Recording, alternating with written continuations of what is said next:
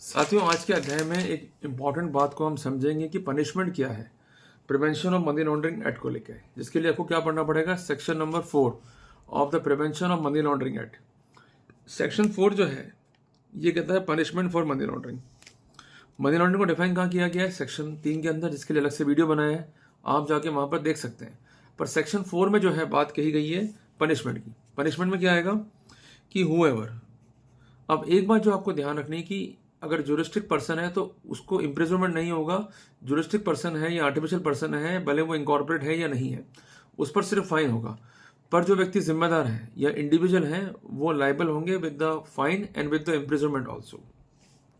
तो सबसे इंपॉर्टेंट बात कही, whoever commit the offence of the money laundering. अगर ऐसे एविडेंस फाइल पर है और अपराध जो है संदेह से परे प्रमाणित हो गया है कि किसी के द्वारा मनी लॉन्ड्रिंग किया गया है, shall be punish with rigorous imprisonment. अब आपको एक बात जो है यहाँ पर नोट करनी है, लिखनी है कि जो मोड ऑफ पनिशमेंट है वो है रिगरस इम्प्रिजनमेंट।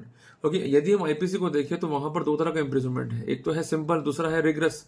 रिगरस मीन्स शाश्रम कारावास, की जहां पर आपको कठिन श्रम करवाया जाएगा पनिशमेंट के साथ साथ। तो सबसे इंपॉर्टेंट बात यह है कि जो कोई कमिट करेगा मनी लॉन्ड्रिंग का ऑफेंस और ये ऑफेंस प्रमाणित हो गया है तो कंसर्न व्यक्ति जो है वो जिम्मेदार होगा to be punished with rigorous imprisonment for a term which shall not be less than 3 year but which may extend to 7 year। जिसका मिनिमम टर्म जो है वो है 3 ईयर, जिसको 7 ईयर तक हम एक्सटेंड कर सकते हैं। And shall also be liable to fine. तो कुल मिला के उसको रिगरस इम्प्रिजनमेंट तो होगा ही होगा और इसके साथ साथ वो फाइन भरने के लिए भी जो है वो जिम्मेदार होगा। एक चीज यहाँ पर आप नोट कर लो, काफी इंपॉर्टेंट है कि जो वर्ड था ना पहले यहाँ पर कि विच में एक्सटेंड टू 5 लाख रुपीज, ये पहले अवेलेबल था स्टैट्यूटरी बुक्स में, पर इसको अब ओमिट कर दिया गया है by the virtue of PML, prevention of money laundering amendment act 2012, जो कि इन्फोर्स हुआ है 3/1/13 से, उससे जो है हटा दिया गया है।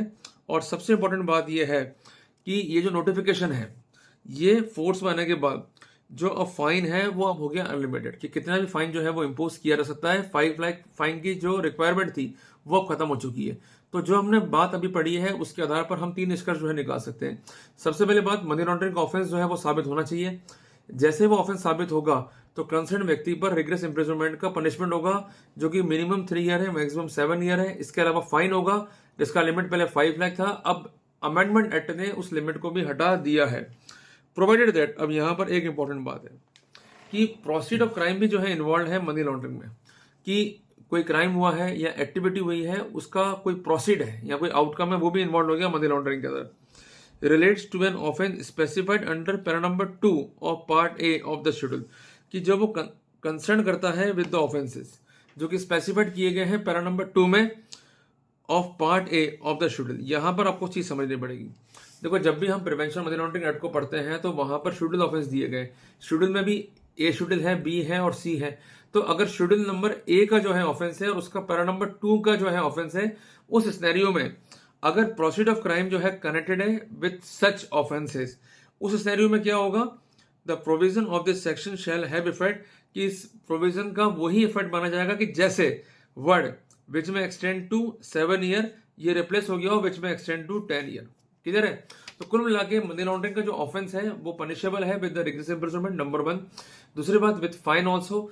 तीसरी इंपॉर्टेंट बात है कि जो भी ऑफेंसेस में अगर प्रोसीड ऑफ क्राइम कनेक्टेड है विद द शेड्यूल ऑफेंस और ऑफेंस को यहां स्पेसिफिक किया गया है, offence means offence defined under part A of the schedule and concern with paragraph number 2, तो उस सिनेरियो में जो मैक्सिमम पनिशमेंट का टर्म है वो 7 ईयर ना हो करके वो 10 ईयर जो है पढ़ा जाएगा और 7 ईयर को 10 ईयर से सब्स्टिट्यूट जो है माना जाएगा।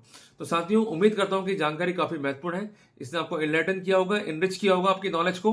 तो कुल मिला के अभी तक हम पढ़ पाए हैं सेक्शन 3 को और सेक्शन 4 को। सेक्शन 3 पर अलग वीडियो है जहां मैंने एक्सप्लेन किया है व्हाट इज मनी लॉन्ड्रिंग, और सेक्शन 4 में जो है मैंने आपको एक्सप्लेन किया है what is the maximum punishment prescribed for the offence of money laundering. तो साथियों, वीडियो को लाइक और शेयर करें, चैनल को सब्सक्राइब करें, ताकि ऐसे ही अपडेट आपको टाइमली जो है मिलते रहे। See you in the next video. Till then, जय हिंद, जय भारत।